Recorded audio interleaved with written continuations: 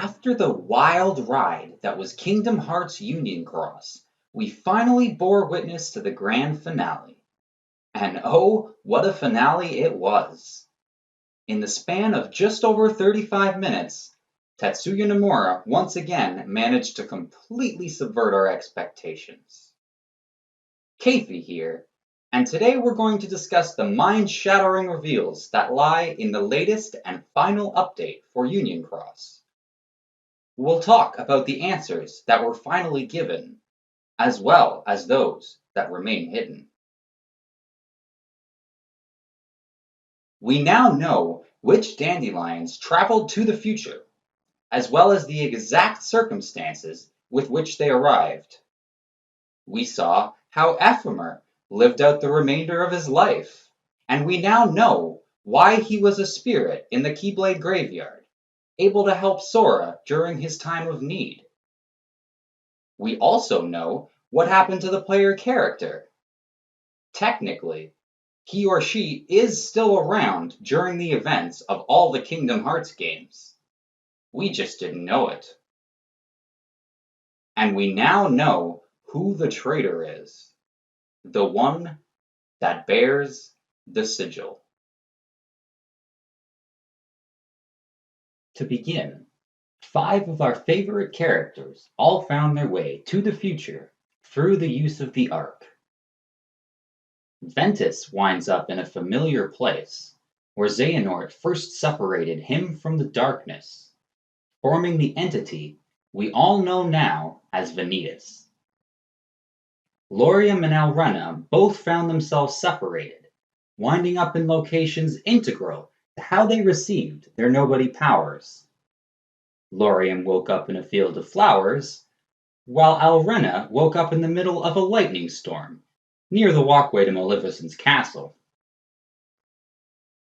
Maleficent and her influence is likely the main factor in Alrena's drastic personality change, as we all know Larxene to be a bit of a not so nice person.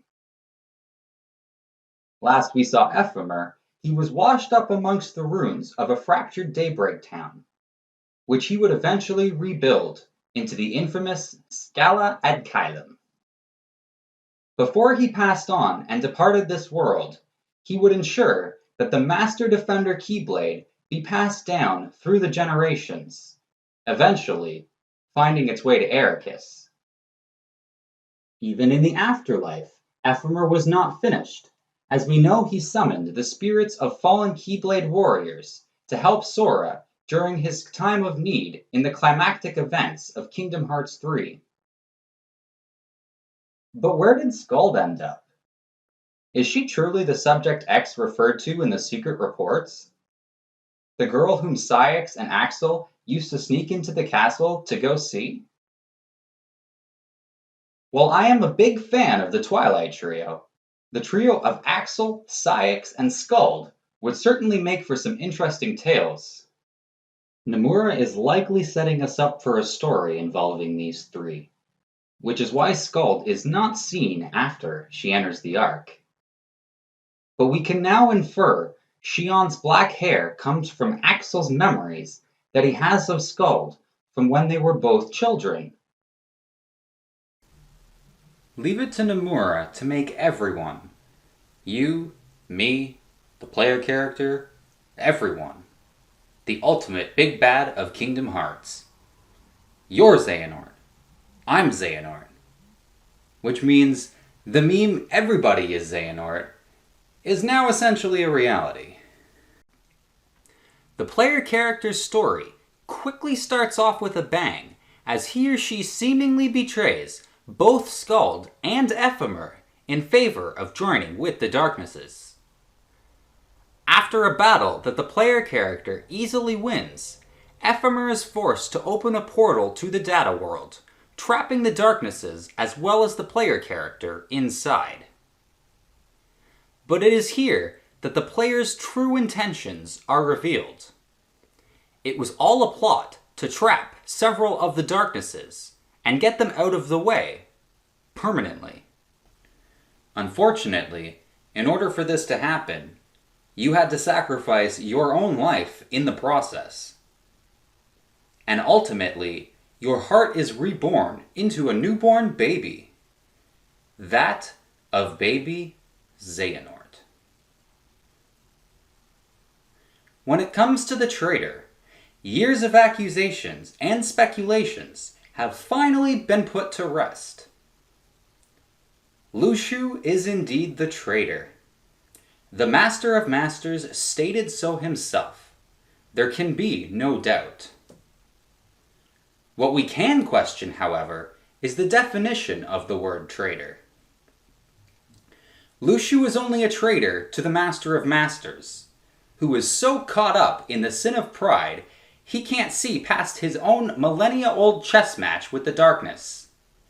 We've seen this several times before throughout the Kingdom Hearts series. But ultimately, the end does not justify the means. I'm sure Sora, Riku, and all the Guardians of Light would attest to this. It certainly begs the question, though, who is the greater traitor?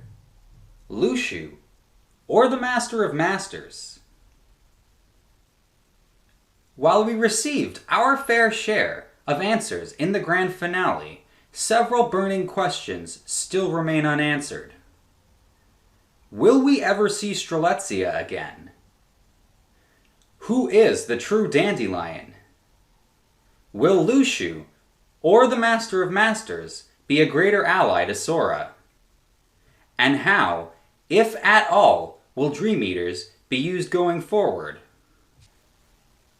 Let me know your answers and theories in the comments section below. Thank you so much for listening. My name is Keifi, and I will see you later on yet another Kingdom Hearts Theory video.